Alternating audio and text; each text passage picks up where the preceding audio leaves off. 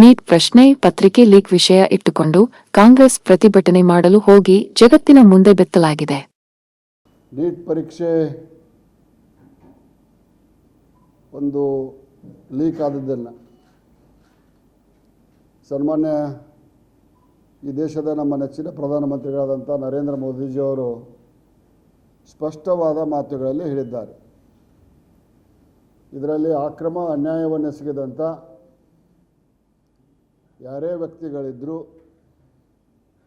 ಎಷ್ಟೇ ಉನ್ನತ ಸ್ಥಾನದಲ್ಲಿದ್ದರೂ ಶಿಕ್ಷೆ ಖಂಡಿತ ಅಂತ ಹೇಳಿದ್ದಾರೆ. ಅದನ್ನು ಮಾಡ್ತಾರೆ ಅನ್ನುವಂಥ ಭರವಸೆ ರಾಷ್ಟ್ರ ಮತ್ತು ರಾಜ್ಯದ ಜನರಲ್ಲೂ ಇದೆ. ನೀಟ್ ಪರೀಕ್ಷೆಯಲ್ಲಿ ತೊಂದರೆಗೊಳಗಾದಂಥ ವಿದ್ಯಾರ್ಥಿನಿಯರಲ್ಲಿ ಇದೆ. ನೀಟ್ ಪರೀಕ್ಷೆಯ ಒಂದು ಪ್ರಶ್ನೆ ಪತ್ರಿಕೆಯ ಲೀಕೇಜನ್ನು ಮುಂದಿಟ್ಟುಕೊಂಡು ಕಾಂಗ್ರೆಸ್ ಪಕ್ಷ ನಿನ್ನೆ ಹೋರಾಟವನ್ನು ಮಾಡಲಿಕ್ಕೆ ಹೋಗಿ ಇವತ್ತು ಭಾರತದಲ್ಲಷ್ಟೇ ಅಲ್ಲ, ವಿದೇಶದಲ್ಲಿಯೂ ಕೂಡ ಬೆತ್ತಲೆಯಾಗಿದ್ದು ಜಗಜಾಹಿರ. ಅಪ್ರಬುದ್ಧ ನಾಯಕತ್ವ ಇದ್ದರೆ ಆ ಪಕ್ಷಕ್ಕೇನ ಹಣೆ ಬರಾಕೈತೆ ಅನ್ನೋದಕ್ಕೆ ರಾಹುಲ್ ಗಾಂಧಿ ನೇತೃತ್ವದ ನಿನ್ನೆಯ ಹೋರಾಟ. ಕೆಲವು ನೀಟ್ ವಿದ್ಯಾರ್ಥಿಗಳು ಬಂದಾರ. ಬೇರೆ ಬೇರೆ ಕಡೆಗಳಿಂದ ಬಂದಂಥ ಗುಂಡಾಗಳು ಪಂಜಾಬ್ ಕಡೆಯಿಂದ ಟ್ರ್ಯಾಕ್ಟರ್ನಾಗ ಬಂದ್ರೆ ತಡಿತಾರಂತೇಳಿ ಈ ಸಲ ಬಸ್ನಾಗ ಬಂದಾರ. ವಾಟ್ಸಪ್ ಗ್ರೂಪನ್ನು ನೋಡ್ರಿ. आज प्रधानमंत्री का अंतिम दिन, ಇದರರ್ಥ ನರೇಂದ್ರ ಮೋದಿಜಿ ಕಾ ಏ ಆಖರಿ ದಿನ ಹೋಗಾ ಅಂದರೆ ನಾವು ನಿಮ್ಮನ್ನು ಕೊಲ್ತೇವೆ. ಮತ್ತು ಇಟ್ಟಂಗಿಯನ್ನು ಒಡೆದು ಕಲ್ಲಿ ಮಾರೋ ಮಾರೋ ಮಾರೋ ಅನ್ನುವಂಥ ಶಬ್ದ. ಬಹುತೇಕ ನಿನ್ನೆ ನಮ್ಮ ಕನ್ನಡದ ಚಾನಲ್ಗಳು ಸಾಕಷ್ಟು ವಿಷಯವನ್ನು ಪ್ರಸ್ತಾಪ ಮಾಡ್ಯಾವು. ಅರ್ನಬ್ ಗೋಸ್ವಾಮಿಯ ರಿಪಬ್ಲಿಕ್ ಇಂಡಿಯಾದಲ್ಲಿ ಸುದೀರ್ಘವಾದಂಥ ಚರ್ಚೆ ಮತ್ತು ವಿಡಿಯೋ ಕ್ಲಿಪ್ಪಿಂಗ್ಗಳನ್ನು ಬಿಟ್ಟರು. CRPF ಪೊಲೀಸರನ್ನು ಹೊಡೆದಾರ, ಬಹುತೇಕ ಸತ್ತಾರ. ಮಾರೋ ಮಾರೋ ಮಾರೋ ಅನ್ನುವಂಥ ಶಬ್ದ ಸ್ಪಷ್ಟವಾಗಿ ಕೇಳ್ತಿತ್ತು. ನೀಟ್ ವಿದ್ಯಾರ್ಥಿಗಳ ಇಂಟರ್ವ್ಯೂ ಮಾಡಿದ್ರೆ ನಾವೇನೋ ನೀಟ್ ವಿದ್ಯಾರ್ಥಿಗಳ ಪರವಾಗಿ ಹೋರಾಟ ಐತೆ ಅಂತ ತಿಳ್ಕೊಂಡಿದ್ದೀವಿ, ಇಲ್ಲಿ ಬಂದು ನಿಂದಿದ್ದು ನಡೆದಿದ್ದ ಬೇರೆ ಅನ್ನುವಂಥದ್ದು. ರಾಹುಲ್ ಗಾಂಧಿ ನೇತೃತ್ವದಲ್ಲಿ ಲೋಕಸಭೆಯೊಳಗೆ ನುಗ್ಗಿಸುವಂಥ ಕೆಲಸ, ಪ್ರಧಾನಿ ಮುಂದೆ ಸ್ಟ್ರೈಕ್ ಮಾಡಿ ಪ್ರಧಾನಮಂತ್ರಿಗಳಲ್ಲಿ ಗೃಹಬಂಧನದಲ್ಲಿ ಇಡಬೇಕನ್ನುವಂಥದ್ದು. ಇದು ಯಾವುದಾದ್ರೂ ಒಂದು ದೇಶಕ್ಕೆ ಶೋಭೆ ತರುವಂಥ ವಿಷಯವೇ ಅನ್ನುವಂಥದ್ದನ್ನು ನಾನು ಸನ್ಮಾನ್ಯ ರಾಹುಲ್ ಗಾಂಧಿ ಅವರಿಗೆ ಮತ್ತು ನಮ್ಮ ನೂತನ KPCC ಅಧ್ಯಕ್ಷರು ಏನು ಹೆಸರು ಹರಿಪ್ರಸಾದ್ ಸಾಹೇಬರು ಇವ್ರಿಗೆ ಕೇಳಲಿಕ್ಕೆ ಬಯಸ್ತೇನೆ.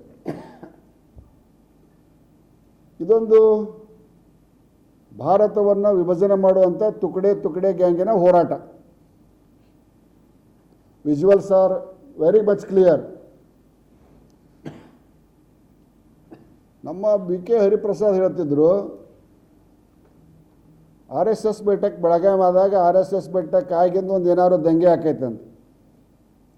ಅದರ ಬದಲೇ ರಾಹುಲ್ ಗಾಂಧಿ ವಿದೇಶಕ್ಕೆ ಹೋಗಿ ಬಂದಿದ್ದ ದಂಗೆ ಶುರುವಾಗಕತ್ತು ದೇಶದೊಳಗೆ. ಅವರ ವೈಯಕ್ತಿಕ ಜೀವನದ ವಿಡಿಯೋಗಳು ವೈರಲ್ ಆಗ್ಯಾವ.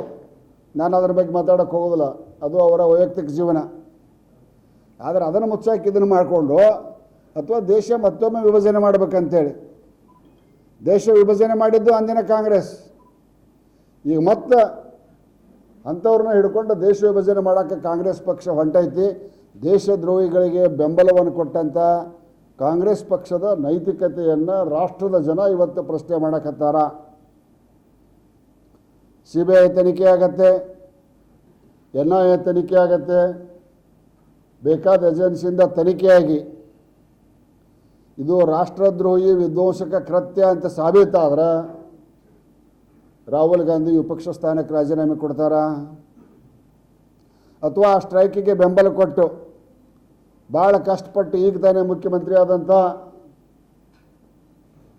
ನಮ್ಮ ರಾಜ್ಯದ ನೂತನ ಮುಖ್ಯಮಂತ್ರಿಗಳು ಹೋಗಿ ಸ್ಟ್ರೈಕಿಗೆ ಕುಂತಾರ, ಇವರು ರಾಜೀನಾಮೆ ಕೊಡ್ತಾರ.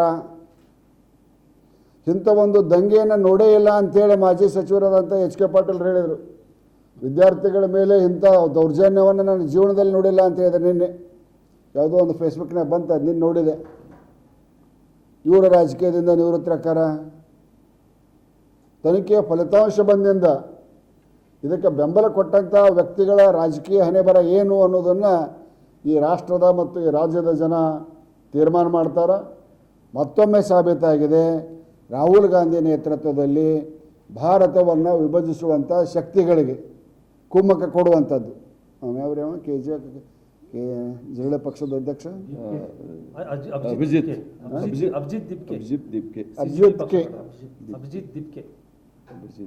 ಕೆಲವೇ ದಿವಸಗಳಿಂದ ಪಾಕಿಸ್ತಾನಕ್ಕೆ ಹೋಗಿ ಬಂದ, ಅಮೆರಿಕದಿಂದ ಬಂದ.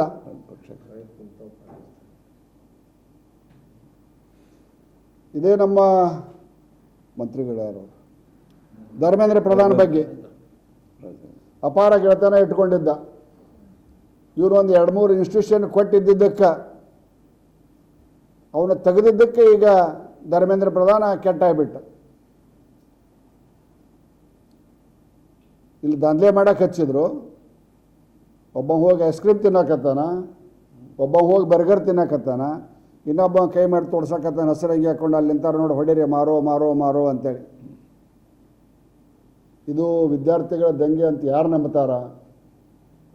ಇಷ್ಟು ಒಂದು ಮಾನಸಿಕ ಪ್ರಜ್ಞೆ ಇಲ್ಲದಂಥ ಕಾಂಗ್ರೆಸ್ ಪಕ್ಷ ಇಂಥದಕ್ಕೆ ಬೆಂಬಲ ಕೊಟ್ಟರೆ ದೇಶದ ಭವಿಷ್ಯ ಏನಾಕೈತಿ?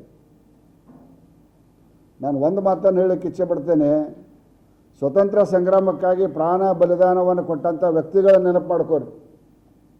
ನನ್ನಿಂದ ನಿಮ್ಮಿಂದ ಏನು ಸ್ವಾತಂತ್ರ್ಯ ಬಂದಿಲ್ಲ, ಸ್ವತಂತ್ರ ಭಾರತದಲ್ಲಿ ಹುಟ್ಟಿದವರು ನಾವು.